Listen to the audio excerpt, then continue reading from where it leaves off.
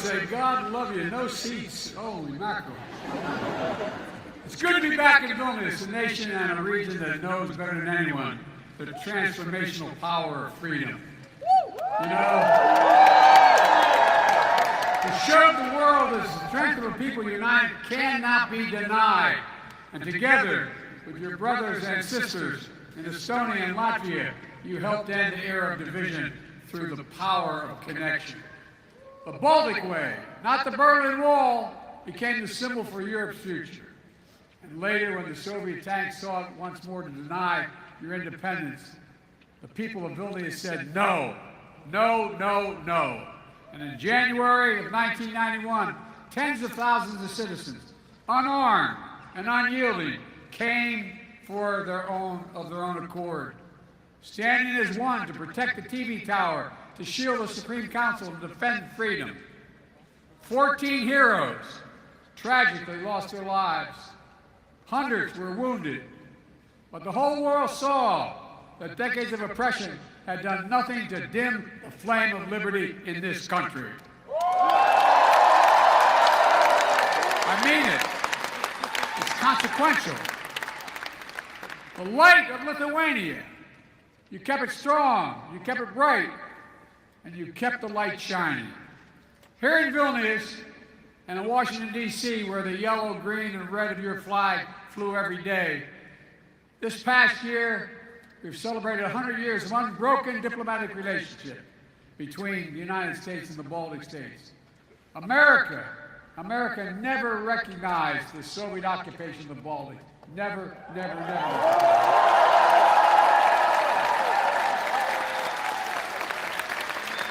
And besides, you got a great president.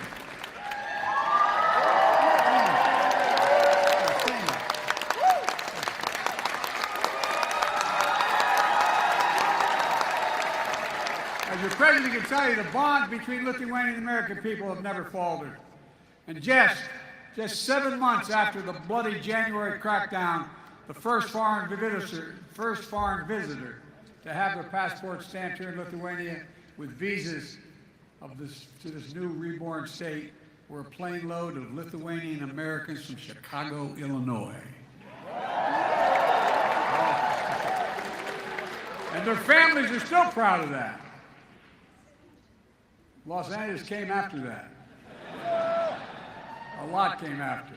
Look, many aboard that plane and fled Lithuania during the early years of Soviet oppression and marveled at their return to this independent state. One of them told reporters, quote, "This day is like a resurrection for us. This day, Father, is like a resurrection for us." That's what the quote was, for real. That's the feeling. And it was. A resurrection that quickly became a revelation. And a nation which stands today as a stronghold of liberty and opportunity. A proud member of the European Union and of NATO.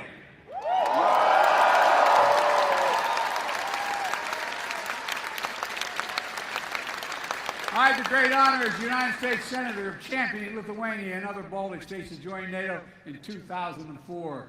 Wasn't I brilliant doing that? But all kidding aside, think about how it's changed things. Think about what's happened. Now, over the last few days, as President of the United States, I had the honor of participating in the historic NATO summit hosted by Lithuania, where we welcomed NATO's newest ally, Finland, and reached agreement to bring Sweden into the alliance as soon as possible.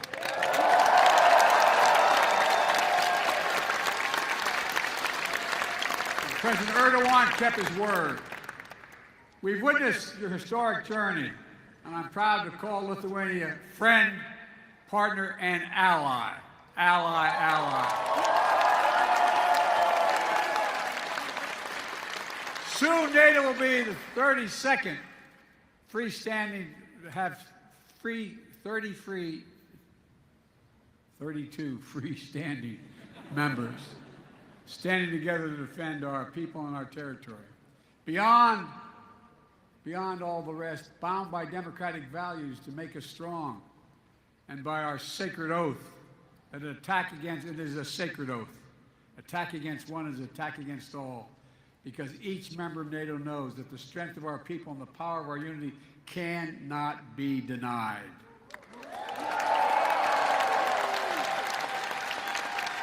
If I sound optimistic, it's because I am. Today, our alliance remains a bulwark of global security and stability, as it's been for more than 7 decades. NATO is stronger, more energized, and yes, more united than ever in its history. Indeed, more vital to our shared future. It didn't happen by accident. It wasn't inevitable. When Putin and his craven lust for land and power unleashed his brutal war on Ukraine, he was betting NATO would break apart. He was betting NATO would break. He thought our unity would shatter at the first testing. He thought democratic leaders would be weak, but he thought wrong. Faced with the threat,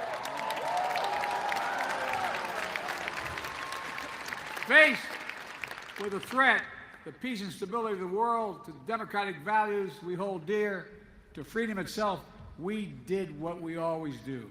The United States stepped up, NATO stepped up, our partners in Europe and in the Indo-Pacific stepped up. All across the world, they stepped up. And we're ready. We were ready because we stood together. In the months leading up to the war, as Putin amassed his forces on the Ukrainian border and laid the groundwork for his brutal invasion, I was in constant contact with my fellow leaders of the G7 and the European Union and NATO, constantly. We warned the world what Putin was planning. Even some in Ukraine didn't believe what we had our intelligence community found. We made sure NATO was prepared to deter any aggression against any member state.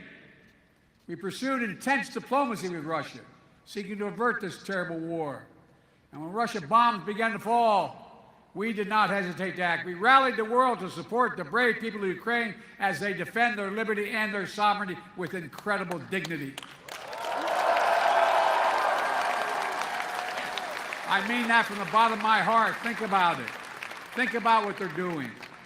After nearly a year and a half of Russia's forces committing terrible atrocities, including crimes against humanity, the people of Ukraine remain unbroken. Unbroken.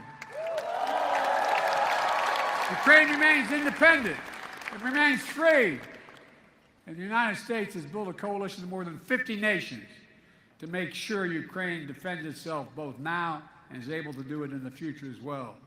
Since this war began, I've stood with President Zelensky, as I just spent about an hour with him, both in Washington, in Kyiv, in Hiroshima, and now in Vilnius, to declare to the world what I say again: we will not waver. We will not waver.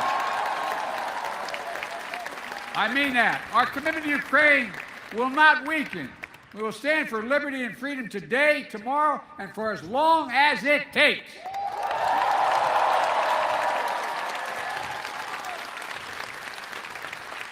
We all want this war to end on just terms. Terms that uphold the basic principles of the United Nations Charter that we all signed up to: sovereignty, territorial integrity. These are 2 pillars of peaceful relations among nations.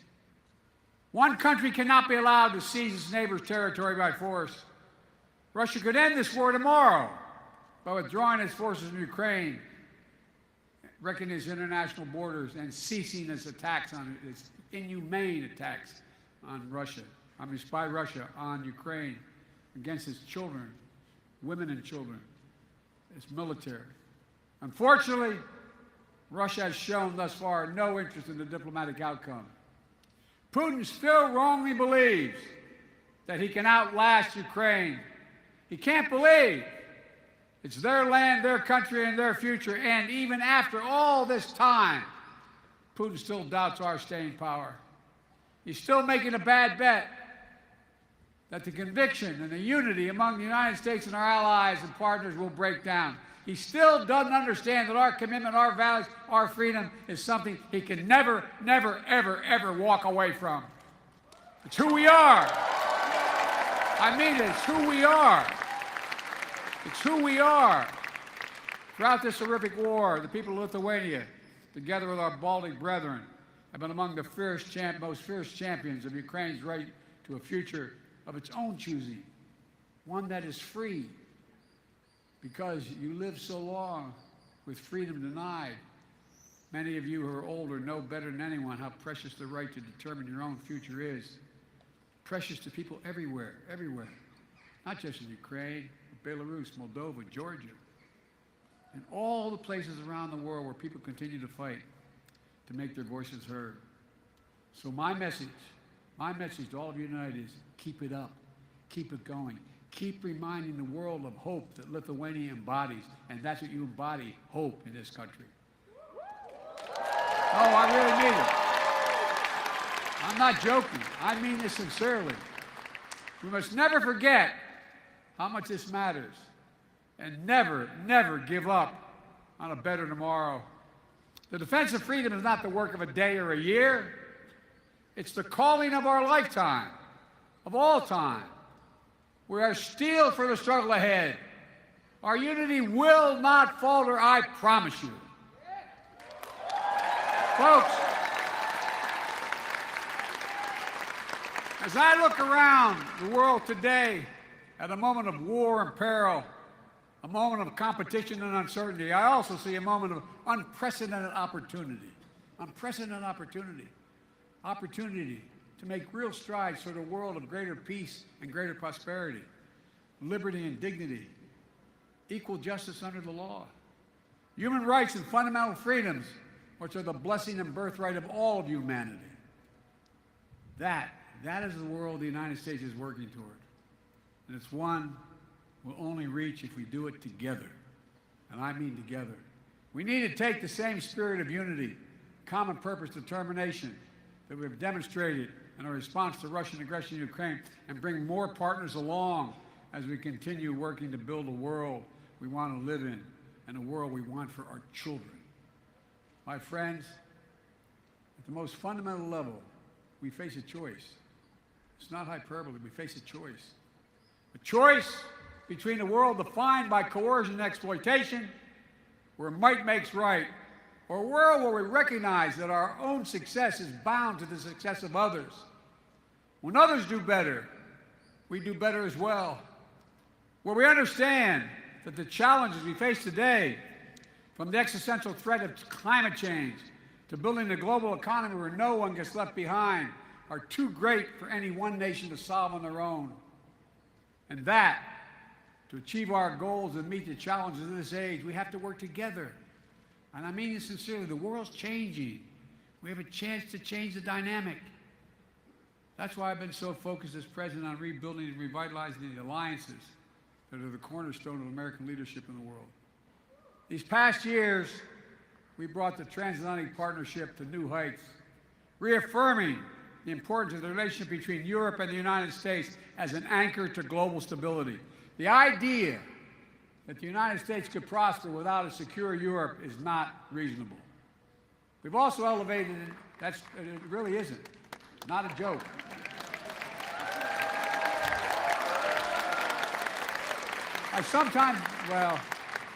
We also elevated and deepened American alliance in the Indo-Pacific with Japan, the Republic of Korea, Australia, the Philippines, which provide critical security and deterrence in that vital region of the world.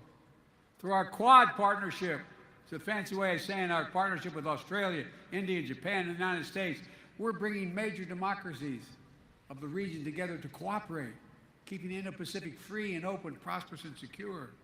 We've demonstrated during this NATO summit, with Indo-Pacific partners joining us for the second year in a row. We're working to deepen connections between the Atlantic and Pacific democracies so that we can better work together toward the shared values we all seek.